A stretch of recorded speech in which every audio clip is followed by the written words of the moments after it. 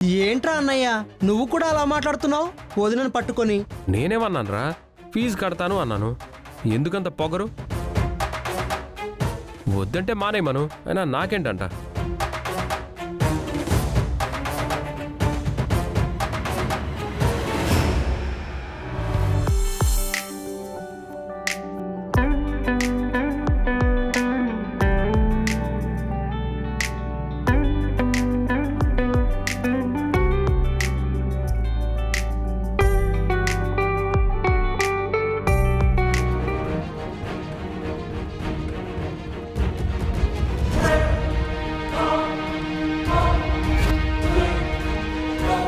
రేపు నా మొగుడు తెలిసి కూడా కాలేజ్ ఫీజు కట్టలేదని నన్ను అన్పాపులర్ చేసినా చేస్తావు.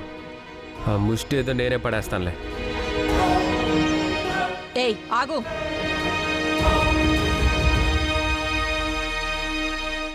ఏం చేస్తున్నావు ఇక్కడ? పవిత్రమైన దేవుడి గుడి దగ్గరికి ఎవరు రమ్మన్నారు? నిన్నేనే అడుగుతోంది. ఎందుకు వచ్చావు ఇక్కడికి? అది కాదత్తయ్య, పూజ చేద్దామని. పూజ? నా ఇంట్లో పూజ చేసే అర్హత నీకు లేదు.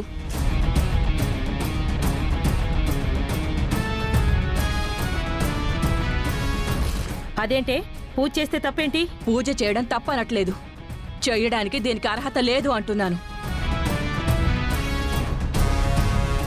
ఈ ఇంట్లో పూజ అంటూ చేస్తే నేను చేయాలి, లేదంటే నా కోడలు అక్షిత చేయాలి, లేదంటే నా అనుకున్న వాళ్ళు నా వాళ్ళు చేయాలి. నేను మెచ్చిన వాళ్ళు చేయాలి. నువ్వు నేను మెచ్చిన దానివి కాదు, నేను అనుకున్న దానివి అంతకన్నా కాదు. కాకపోవడం ఏంటి? తను ఇంటి కోడలు అని మీరనుకుంటున్నారేమో, నేననుకోవట్లేదు. అసలు దీన్ని కట్టుకున్న నా కొడుకే అనుకోవట్లేదు ఇది నా భార్య అని. ఇది నా కోడలెలా అవుతుంది? ఏంట్రా అన్నయ్య ఇది? కావాలని వదినను బాధ పెట్టాలని చూస్తున్నట్టు అనిపించట్లేదా నీకు? మమ్మీ ఏం కావాలని అనట్లేదు, ఈ ఇంట్లో దాని స్థానం ఏంటో దానికి తెలియాలని అంటుంది. ఏ చరణ్ ఇంపార్టెంట్ డాక్యుమెంట్స్ కోసం ఆ ఇంటికి వెళ్తే దొంగను చేసి మాట్లాడినప్పుడు చరణ్కి బాధ అనిపించలేదా? ఆ గుండం ఏదో తెలివిగా ఫోన్ చేసి పోలీసుల్ని పిలిపించింది. మరి ఇవిడి గారు అక్కడే ఉందిగా. అదేంటది, ఆయన నా భర్త దొంగ కాదు అని పోలీసులతో ఒక్క మాటైనా చెప్పిందా? పోనీ గుండమ్మ నాపిందా? ఆ గుండమ్మ ఎలా ఆడిస్తే అలా ఆడింది. అది దాని అమ్మ మాట విన్నప్పుడు నా మాట నా కొడుకు వినడా? అర్థమైంది కదా, నీకు నచ్చినట్టు నువ్వు చేసావు, ఇప్పుడు మాకు నచ్చినట్టు మేము ఉంటాం. ఇంట్లో పని మనిషిగా ఉండే అర్హత కూడా నీకు లేదు. నువ్వు నా కంటికి కనిపించొద్దు, అసలు ఈ ఇంట్లో ఏ పనులు చేయొద్దు, ఏ వస్తువుని ముట్టుకోవద్దు. సరేనే, పూజ చేయొద్దంటున్నావు, బానే ఉంది. మరి వంట ఎవరు చేయాలి? అది వంట చేసి పెడితే మీరందరం ఎక్కుతారుగా. ఇక నుంచి అవసరం కూడా మాకు లేదు. అవసరమైతే వంట అక్షిత చేస్తుంది.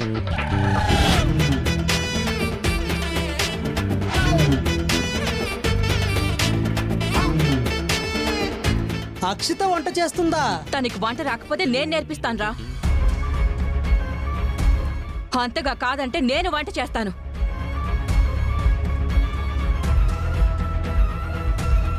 నాకు వంటొచ్చు కదా, నేను వండి పెట్టకుండానే మీరందరూ పెరిగి పెద్దోళ్ళు అయిపోయారా?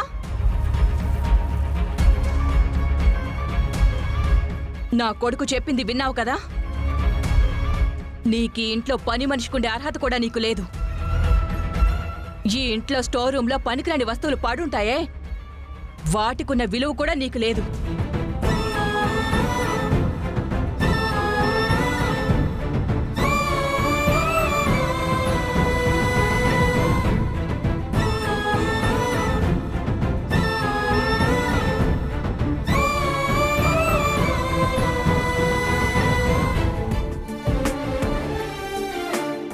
చరణ్, అత్తయ్య, యాండి టిఫిన్ చేద్దురుగాని రండి.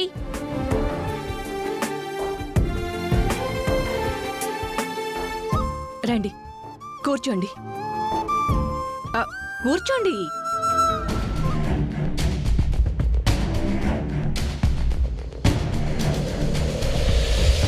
ఏంటి అందరూ అలా చూస్తున్నారు? ఆ వంట చేసింది మీరు కదా, భయమేసి. తిని చూస్తే తెలుస్తుంది, రండి కూర్చోండి. పల్లవి, అమ్మా పల్లవి, రా. ఏంటి బామ్మగారు? నువ్వు కూడా టిఫిన్ చేద్దు గాని.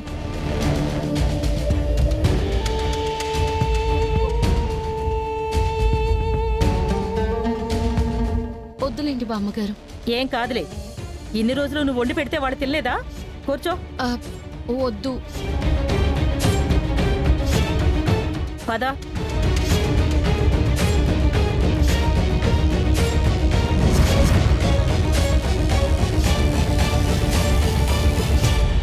ఏమైంది? పని మనిషినే మనతో పాటు డైనింగ్ టేబుల్ మీద కూర్చొనివ్వం.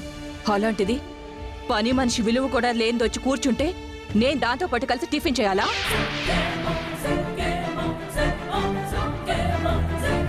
పదండి, వాళ్లే తింటారు.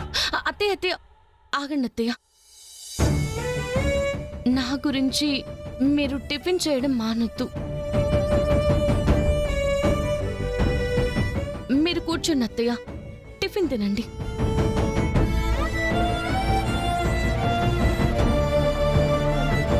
ఓసే, ఇది అన్యాయమే, పాపమే.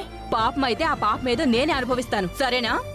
మీరు తింటే తినండి, లేకపోతే దాంతో పాటు పస్తులుండండి.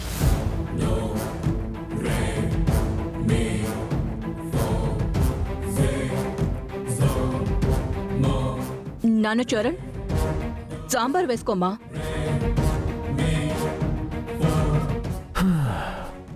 బా, సాంబార్ స్మెల్ భలే ఉంది మమ్మీ. నేను కాదురా, భువనా చేసింది. అదేంటి చరణ్ ఆగిపోయావు? వేసుకో. హా? నువ్వు చేసావని తెలిసింది కదా, ఆ మాత్రం ప్రేమ ఉంటుందిలే. ఏం లేదురా, బానే చేసింది. ఒకసారి వేసుకుని టేస్ట్ చూడు.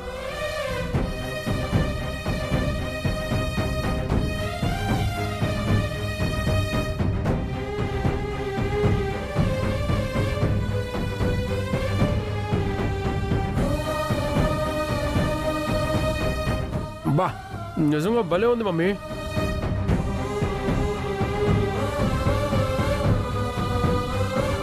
బోనా, నువ్వు చేసావంటే అస్సలు నమ్మలేకపోతున్నా. గ్రేట్.